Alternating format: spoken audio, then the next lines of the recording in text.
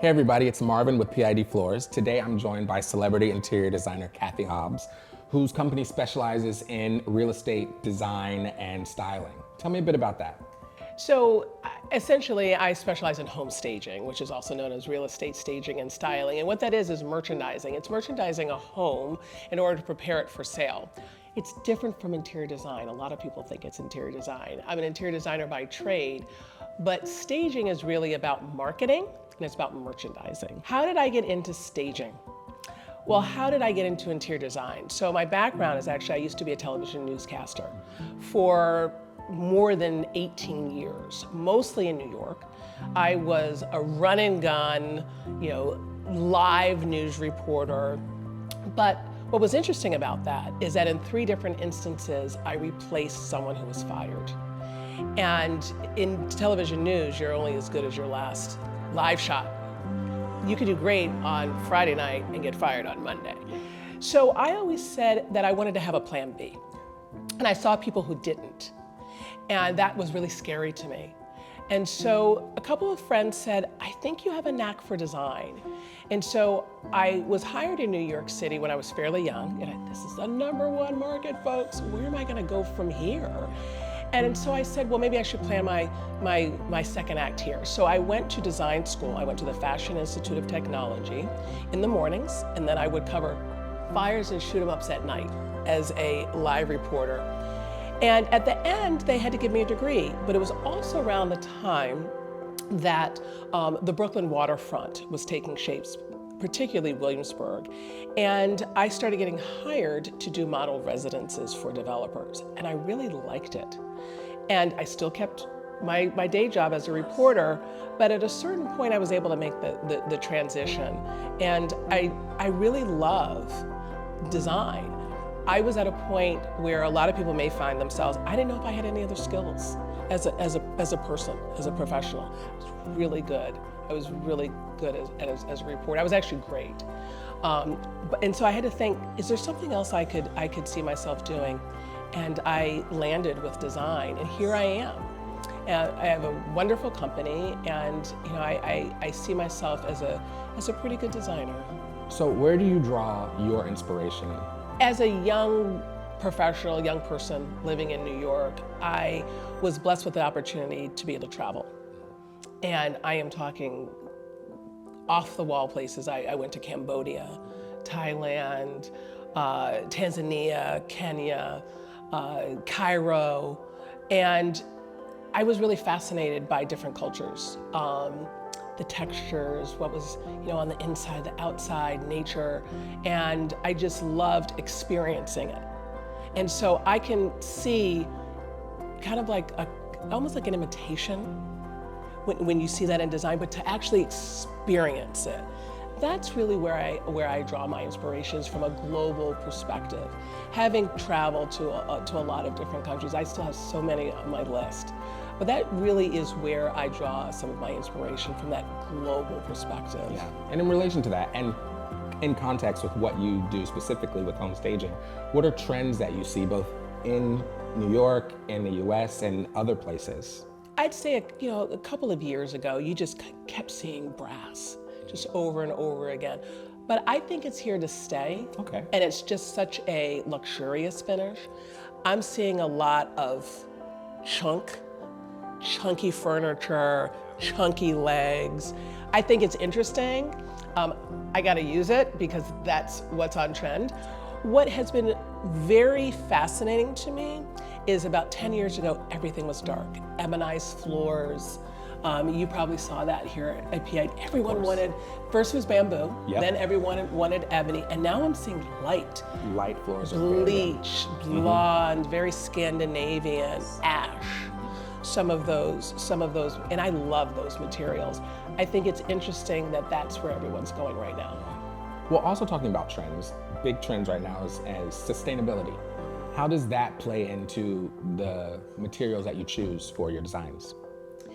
For me, sustainability is really a way of life. It's not just about the materials, it's how you live. So I was certified through the US Green Buildings Council maybe 10 years ago as a LEED AP. And then For my own business, I built a passive net zero and carbon neutral headquarters. So we have EV stations in the parking lot. Half of our roof is covered with solar panels. I'm hoping that that's where we're all going as a society beyond just materials, because again, it's how we live, it's how you conserve, it's the choices that you make from what you sit on to, quite honestly, what's on your back.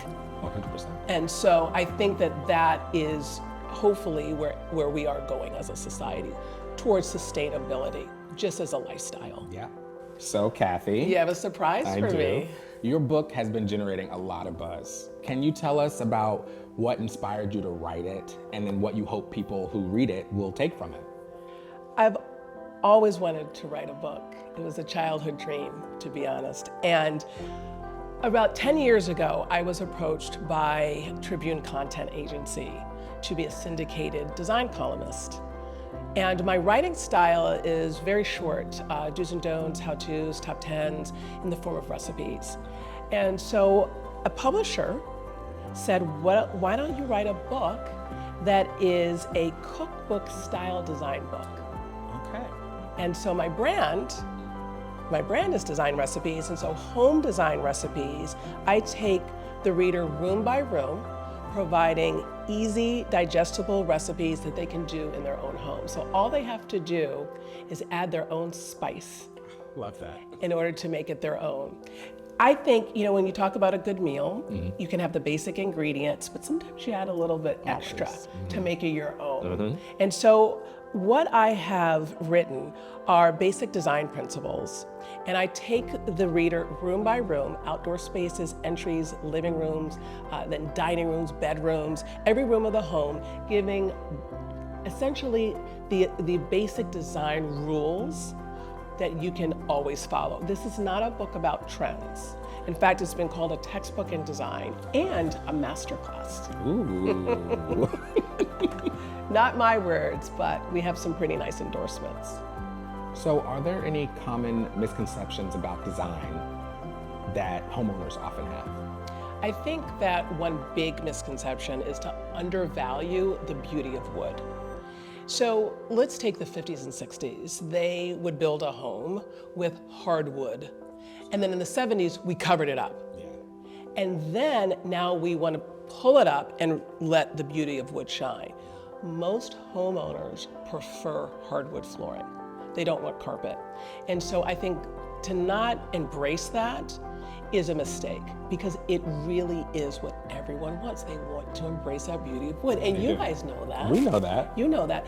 It's so important. Yeah. People maybe want stone in certain parts of a home, maybe carpeting in a bedroom, but the beauty of wood adds so much value to a home.